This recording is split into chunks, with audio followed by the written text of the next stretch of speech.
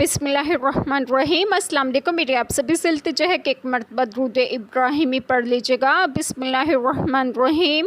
اللہم صلی علی محمد وعلی آل محمد کما صلیت علی ابراہیم وعلی آل ابراہیم انک حمید مجید۔ اللہم بارک علی محمد وعلی آل محمد کما بارکت علی ابراہیم وعلی آل ابراہیم انک حمید مجید۔ بسم اللہ الرحمن الرحیم۔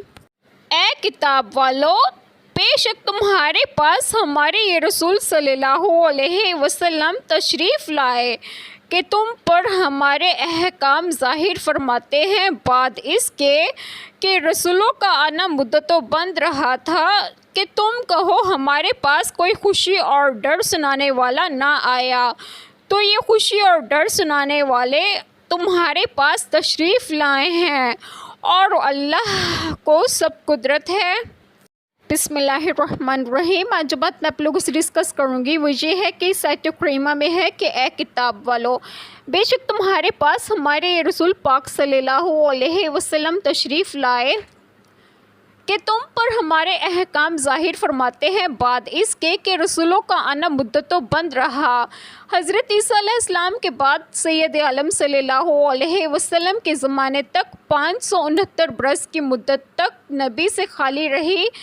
اس کے بعد آپ صلی اللہ علیہ وسلم کے تشریف لانے کی منت احسان کا اظہار فرمایا جاتا ہے کہ نہایت حاجت کے وقت تم پر اللہ تعالیٰ کی عظیم نعمت بھیجی گئی، اور اس میں الزام حجت دلیل قائم کرنا اور عذر ختم کرنا بھی ہے۔ اب یہ کہنے کا موقع نہ رہے کہ ہمارے پاس تنبیہ کرنے والے تشریف نہ لائے۔